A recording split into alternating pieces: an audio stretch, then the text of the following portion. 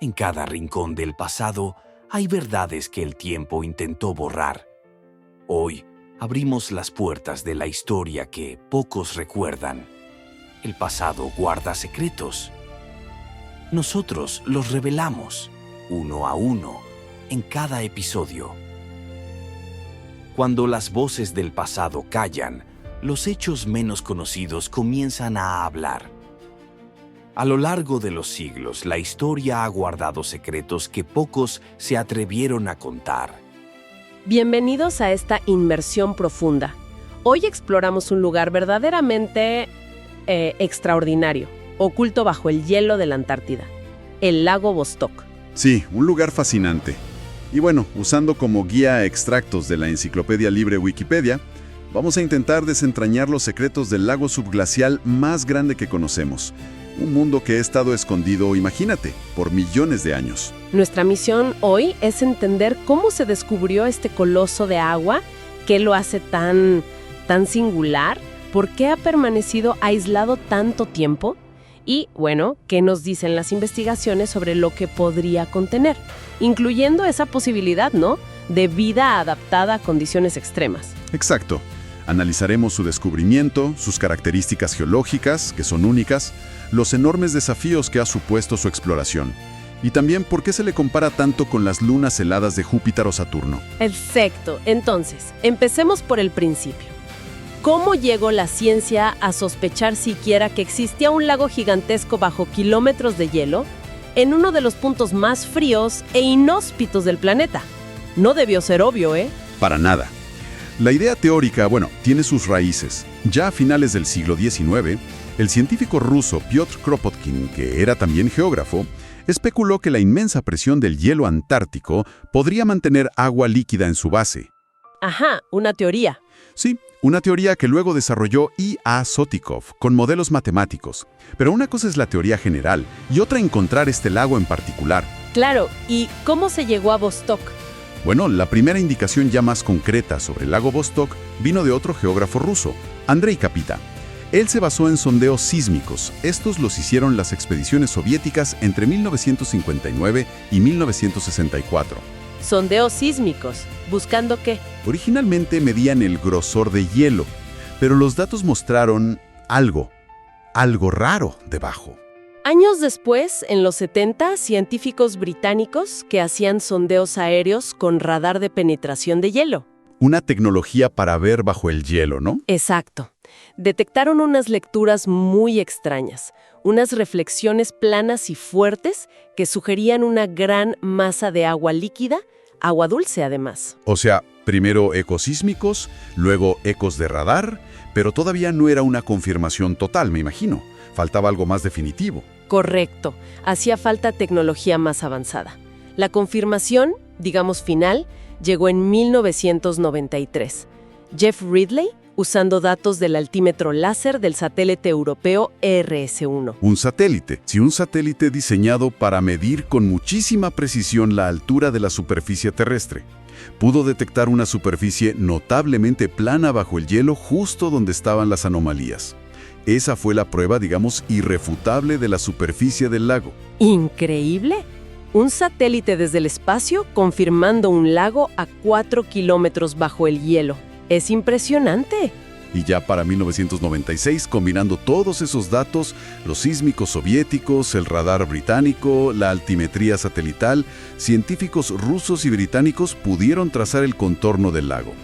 Y las dimensiones, son impresionantes. ¿Qué tan grande es? Unos 250 kilómetros de largo por 50 de ancho en su punto máximo. Cubre un área de 12.500 kilómetros cuadrados. Es comparable al lago Ontario, para que nos hagamos una idea. Uno de los lagos más grandes del mundo y totalmente oculto. Vaya. Y su superficie está a casi 4.000 metros bajo el hielo, lo que significa que está a unos 500 metros por debajo del nivel del mar. Cuesta trabajo imaginar esas dimensiones, ese volumen de agua enterrado tan profundo. Y el nombre, Vostok, viene de la base científica rusa que está justo encima, ¿cierto? Exacto. Y la base se llama así por una corbeta de la Armada Imperial Rusa, un barco llamado Oriente.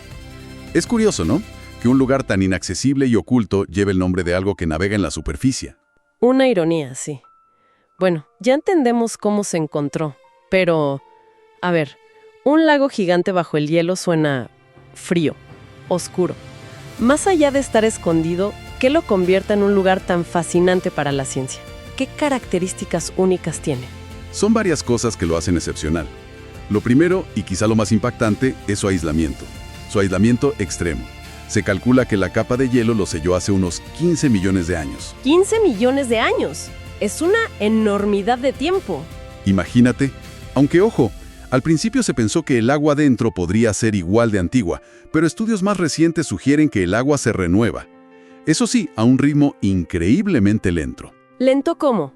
Un cálculo estima que una molécula de agua podría estar en el lago, en promedio, unos 13.300 años antes de salir, probablemente congelándose en la base del glaciar que está encima.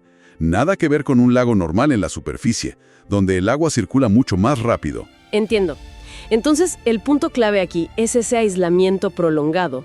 Podríamos estar hablando de un ecosistema que ha evolucionado con sus propias reglas, casi desconectado de la superficie, durante un tiempo geológico inmenso. Esa es la gran promesa científica, ¿sí? Es como encontrar una isla perdida biológica, sellada bajo el hielo. Y además, el propio hielo que lo cubre es un tesoro. El hielo perforado justo encima del lago contiene un registro climático detalladísimo de la Tierra de los últimos 400.000 años. Un archivo climático sobre un posible mundo perdido. Vaya. Ahora, la pregunta obvia. ¿Cómo puede seguir líquido? Estamos hablando del lugar donde se registró la temperatura más baja en la superficie de la Tierra, casi menos 90 grados Celsius, justo ahí, en la base Vostok. Es una combinación de factores. El principal es la presión. La enorme presión de los casi 4 kilómetros de hielo que tiene encima. La presión del hielo. Sí, unas 360 veces la presión atmosférica normal. Esa presión tremenda baja el punto de congelación del agua. En lugar de congelarse a 0 grados Celsius como el agua normal, allí se congela a unos menos 3 grados Celsius. Ah, claro. La presión evita que se congela la temperatura que esperaríamos. Exacto. Y a eso se suma el calor geotérmico. El interior de la Tierra libera calor constantemente. Y ese calor, aunque sea poquito, calienta las rocas bajo el lago y ayuda a mantener el agua líquida. Y el hielo no enfría. Es que el hielo, esos kilómetros de espesor, actúa con una manta aislante increíblemente eficaz. Protege al lago de las temperaturas gélidas de la superficie. O sea, presión desde arriba, calor desde abajo y un aislamiento perfecto. Es un entorno realmente extremo. Oscuridad absoluta, presión aplastante. Se calcula en unas 355 veces la atmosférica en el fondo. Y mencionaste algo más, ¿no? Algo sobre los gases. Sí, eso es muy particular. Una sobresaturación de gases, especialmente oxígeno y nitrógeno. Se estima que la concentración de estos gases disueltos en el agua es unas 50 veces mayor que en los lagos superficiales. 50 veces más oxígeno.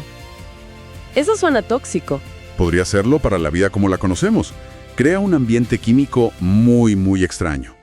Y estos gases, bajo tanta presión, podrían no solo estar disueltos, sino también atrapados en unas estructuras sólidas llamadas clatratos. Clatratos. ¿Qué es eso? Son como jaulas microscópicas de moléculas de agua congelada que atrapan moléculas de gas dentro. Solo se forman bajo esas condiciones de alta presión y baja temperatura del fondo del lago. Vaya, jaulas de hielo con gas. Suena a ciencia ficción. Y además es un ambiente que llaman oligotrófico, ¿verdad?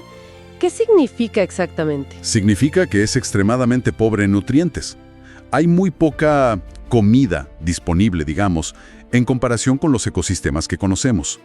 Cualquier forma de vida allí tendría que ser increíblemente eficiente o usar fuentes de energía muy inusuales. Es difícil siquiera imaginar un entorno así, ¿no? Tan diferente a nuestra experiencia.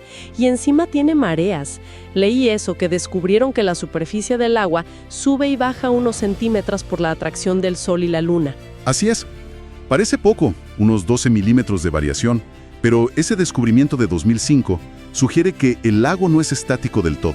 Podría actuar como una especie de bomba muy lenta, ayudando a mezclar un poco el agua, lo cual sería importante en un ambiente tan aislado. Entiendo. Y hay otra peculiaridad, una fuerte anomalía magnética detectada en el extremo oriental del lago. Se especula que podría indicar que la corteza terrestre es más delgada allí, lo que quizás se relacione con un mayor flujo de calor geotérmico localizado en esa zona. Todo esto nos lleva, claro, a la gran pregunta. ¿Hay vida? La idea de organismos que hayan evolucionado aislados durante millones de años en esas condiciones es increíblemente atractiva. ¿Cómo se intentó investigar esto directamente? La perforación para llegar hasta allí debió ser una proeza.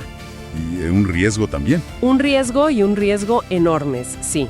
La principal vía de investigación ha sido la perforación de núcleos de hielo desde la base Vostok. Ya en 1998, un proyecto conjunto ruso, francés y estadounidense logró extraer un núcleo de hielo larguísimo, de 3.623 metros. Un tesoro para los climatólogos, como dijimos. Sí. Pero, y esto es clave, detuvieron la perforación deliberadamente a unos 100-120 metros por encima de donde estimaban que estaba la superficie del lago. ¿Por qué parar tan cerca? Después de perforar casi 4 kilómetros, ¿por qué no seguir? Hielo, que tiende a cerrarse por la presión, usaban una mezcla de fluidos, anticongelantes, lubricantes, principalmente freón y queroseno. ¿Queroseno? Sí, unas 60 toneladas en total en ese pozo. Había un temor muy fundado de que si perforaban hasta el lago, estos químicos, tóxicos y ajenos a ese ambiente, contaminarían de forma irreversible esas aguas que habían estado aisladas millones de años. Entiendo la precaución. Tiene sentido. Pero ese hielo que extrajeron justo antes de parar, el más cercano al lago, ¿dio alguna pista? Sí, y fue una pista crucial. Encontraron lo que se llama hielo de acreción. ¿Hielo de? Acreción es hielo que no se forma por nieve compactada en la superficie, sino por el agua del propio lago que se congela en la parte de abajo de la capa de hielo que flota sobre él. Y en ese hielo de acreción encontraron evidencia de microbios extremófilos. ¿Microbios? ¿Vivos? Bueno, evidencia de su existencia, organismos adaptados a vivir en condiciones extremas. Esta fue la primera indicación sólida de que el lago mismo podría albergar un ecosistema microbiano único, quizá aislado por 500.000 de años o más. Microbios en el hielo formado desde el lago. Eso debió aumentar enormemente el interés. Y la presión por llegar al agua líquida, ¿no? Definitivamente. Y finalmente, después de años de planificación, de desarrollar tecnología, de debatir protocolos para minimizar la contaminación, el equipo ruso anunció el gran hito. El 5 de febrero de 2012, habían perforado completamente el escudo de hielo y alcanzado la superficie líquida del lago, a 3.768 metros de profundidad. Llegaron al lago, por fin. ¿Y pudieron tomar muestras de agua directamente? No exactamente de inmediato, como esperaban. Por la alta presión del lago, el agua subió por el pozo de perforación. Subió unos 500 metros. La estrategia fue dejar que esa columna de agua se congelara dentro del pozo durante el invierno antártico. Ah, dejar que se hiciera un tapón de hielo. Exacto. Y luego, en enero de 2013, perforaron de nuevo ese tapón de hielo recién formado y extrajeron muestras de ese hielo. Suena ingenioso usar el propio hielo del lago congelado en el pozo. ¿Fueron esas las muestras limpias que buscaban? Por desgracia, no del todo. El análisis de esas primeras muestras de hielo recongelado reveló que estaban contaminadas con los fluidos de perforación. El queroseno, el freón, inevitablemente se habían mezclado con el agua al subir por el pozo. ¡Qué frustrante! Fue un logro técnico monumental llegar al lago sin duda, pero obtener una muestra verdaderamente representativa y sobre todo no contaminada, seguía siendo el gran desafío. Después de tanto esfuerzo, ¿hubo más intentos? ¿Se siguió intentando? Sí, hubo un intento posterior. En enero de 2015, el equipo ruso informó que había realizado una nueva perforación usando una sonda térmica especial. Estaba diseñada para penetrar el hielo y recolectar agua de forma limpia. Afirmaron haber recogido como 1 litro de agua que supuestamente no estaba contaminada por el fluido del pozo principal. ¿Y funcionó? Bueno, eso afirmaron. Sin embargo, poco después, en octubre de 2015, se informó que los trabajos de perforación se habían suspendido, aparentemente por falta de financiación para continuar la investigación en ese momento. Vaya. Entonces, con todas estas dificultades técnicas, las muestras iniciales contaminadas, la suspensión posterior, ¿qué sabemos realmente?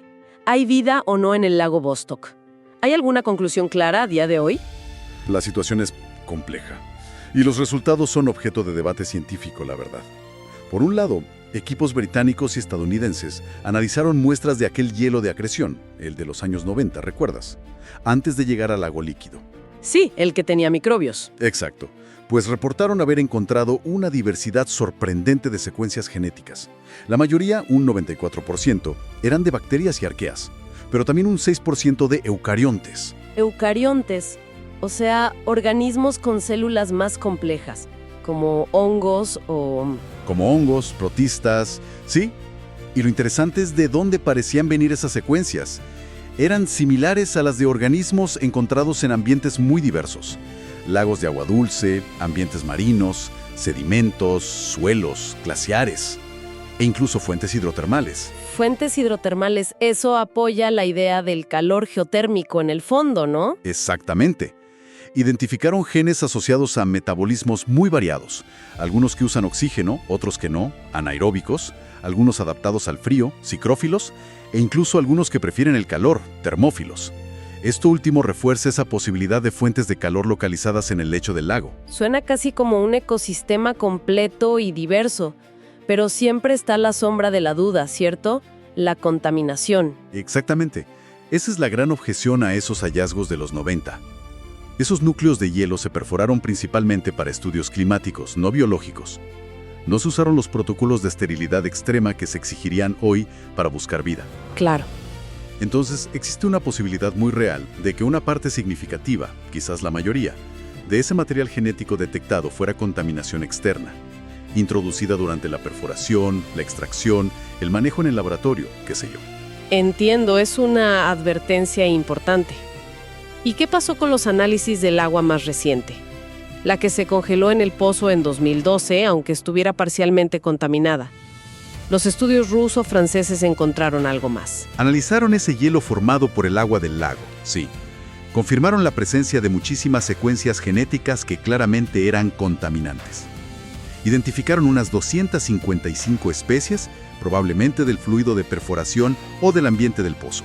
O sea, confirmaron la contaminación. Sí, pero también reportaron haber encontrado una secuencia de ADN bacteriano que no coincidía con ninguna secuencia conocida en las bases de datos genéticas mundiales. Una secuencia desconocida. Eso sí suena emocionante. Podría ser el habitante nativo que buscan, el bostoquiano. Podría serlo. Es la posibilidad más intrigante desde luego. Pero los propios investigadores fueron muy cautelosos. Señalaron que, aunque era única, no podían descartar por completo que fuera un contaminante aún no identificado. Quizás una bacteria capaz de sobrevivir e incluso metabolizar el queroseno presente en el pozo. Ah, claro. Otra vez la duda. Así que seguimos sin una prueba irrefutable. Sin la pistola humeante, como dicen. Pero lo que es verdaderamente fascinante aquí, más allá de esa prueba definitiva que aún se resiste, es el potencial que representa Vostok. ¿En qué sentido? En el sentido de que, incluso si no tenemos la prueba de vida nativa, las condiciones extremas que hemos descrito, frío, oscuridad, presión, alto oxígeno, pocos nutrientes, son precisamente el tipo de condiciones que podrían haber forzado a la vida, si existe, a seguir caminos evolutivos completamente únicos durante millones de años. Una biosfera alienígena, aquí en la Tierra. Exacto. Es este potencial lo que hace que Vostok sea un análogo terrestre tan valioso para buscar vida en lunas heladas como Europa de Júpiter o Encélado de Saturno, lugares que podrían albergar océanos líquidos bajo sus cortezas de hielo. Tiene todo el sentido. Es como un ensayo general para buscar vida extraterrestre. Pero, claro, intervenir en un ecosistema así, potencialmente único, aislado tanto tiempo, genera preocupaciones éticas y ambientales muy serias, ¿no? Definitivamente. La principal preocupación, como ya dijimos, siempre ha sido el riesgo de contaminación del lago, especialmente con esas 60 toneladas de queroseno y freón usadas en el pozo original. Y hubo mucha oposición. Sí. Numerosos grupos ecologistas y científicos de todo el mundo expresaron su inquietud formalmente.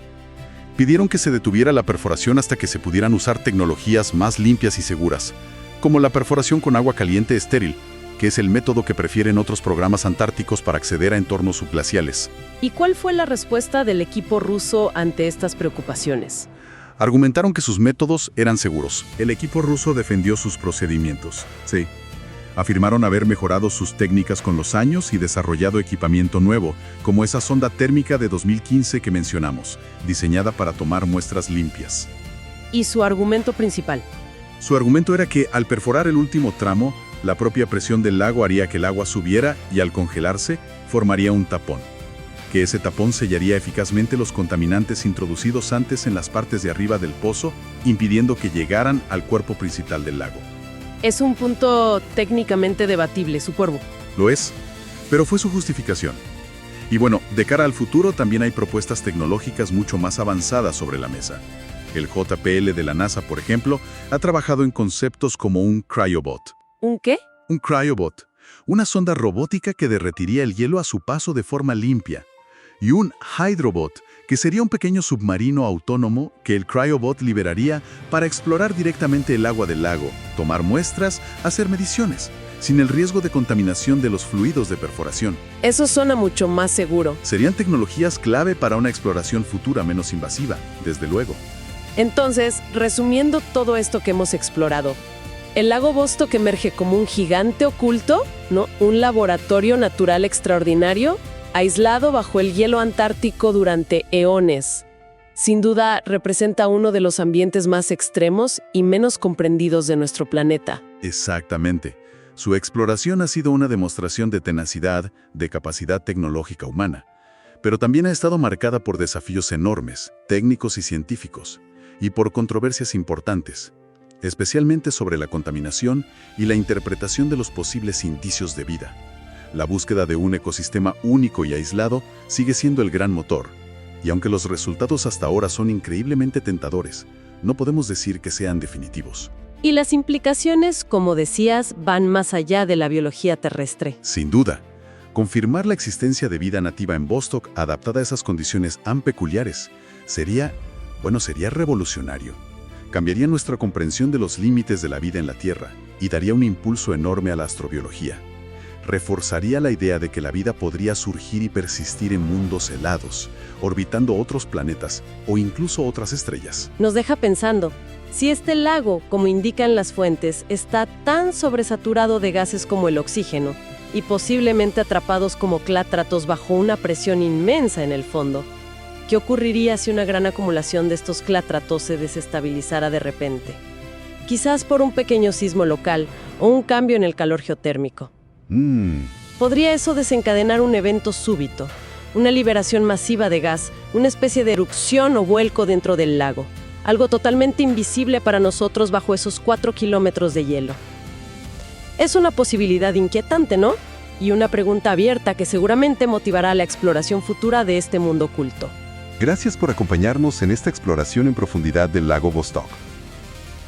Así cerramos otro capítulo del pasado. Que las lecciones de la historia sigan inspirando tu presente. Hasta la próxima.